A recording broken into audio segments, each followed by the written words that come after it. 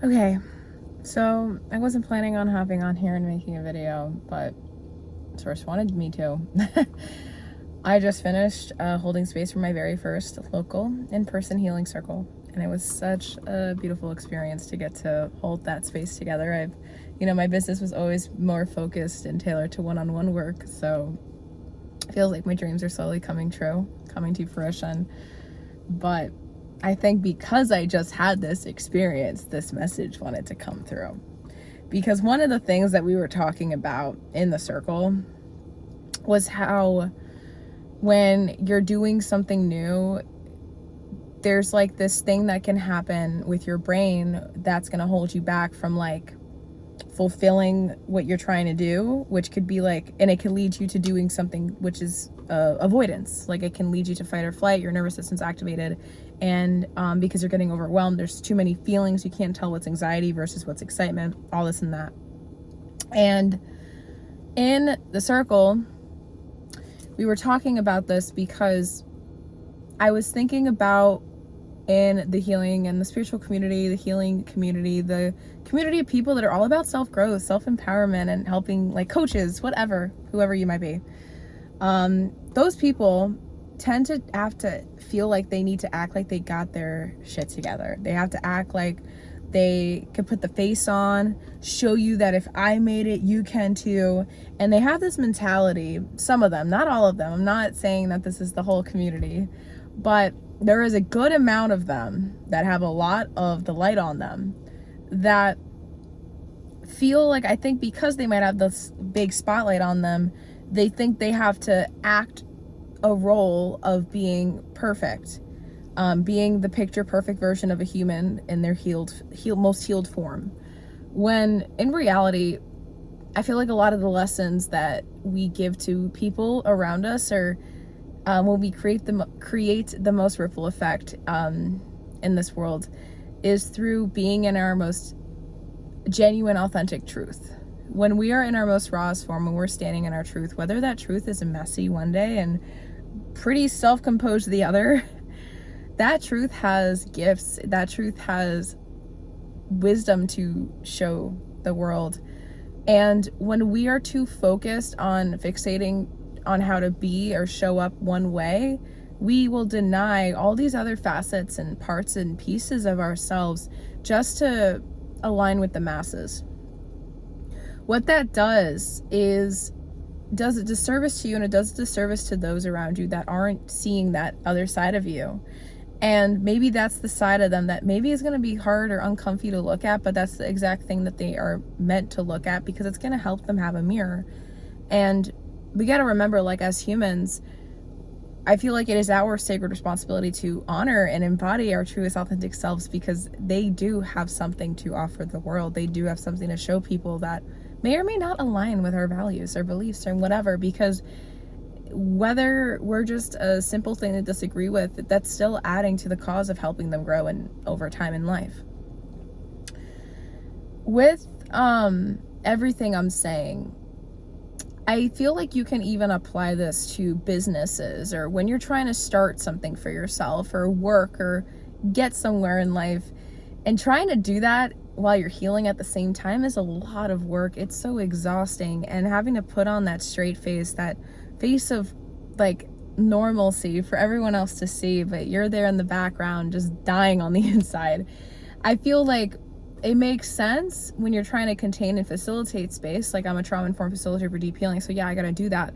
But at the same time, what would happen if we can embody more of what I like to call soft power, where we can hold space for the ourself, the version of ourself that needs to feel held and seen and supported and valued, and release the hierarchy, release the need to feel like you need to be that picture perfect version of what healing is, because there's no such thing. And still find power in that truth. Find power in being not perfect. Find power in just being you, authentically you, because that's where all your gifts lie. That's where the wisdom lies. And there's a reason why no one's ever going to be exactly like you, because you have something to offer that no one else does, but no one's going to get to see that gift that reflection that you can provide another soul if you keep hiding it out of fear of not fitting in, not being accepted, not being seen yourself, when in reality, I don't think anyone in this world is going to be able to validate you the way that you want. The only validation that you can really get that's actually going to make a difference is the validation you give yourself. And I think we're too focused on trying to chase that validation on the outside world, when in reality it should have been in our inner world this entire time.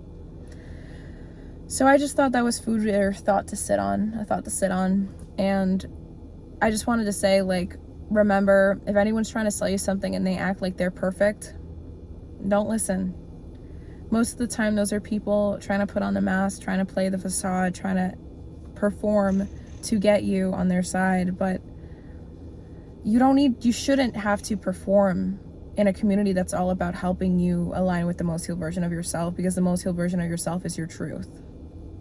Whether your truth, like I said, is messy one day or well put together the other, you're human.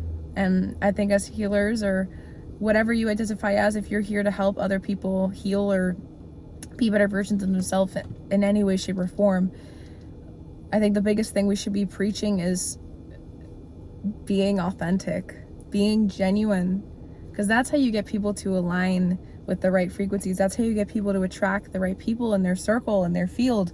And, you know, it just feels like everyone's trying to make this a competition, a race, when it never was to start. If you have come to work and do things with healing or helping others become better versions of themselves, and you're listening to those, I want to let you know, when you started getting passionate about this work, it wasn't because you wanted to be the best. It never was. So why are you still trying to make it like that, or make it seem that way, that you have to be this picture perfect person for who, for what, where?